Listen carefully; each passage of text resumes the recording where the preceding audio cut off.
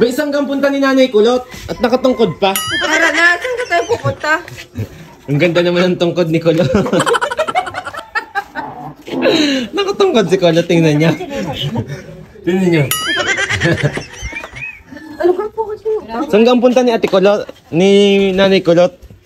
Lula. Hindi mo ba nalaan sa akin? Lula.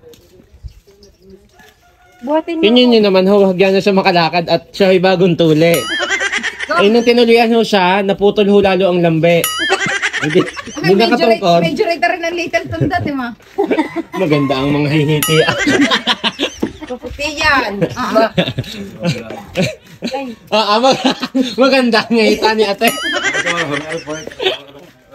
Nakatungkod si ate. Bilisan nyo na. Saan ka ang punta nyo? Magluluto nga ng gulay. Dumadagil din naman ang payakon eh.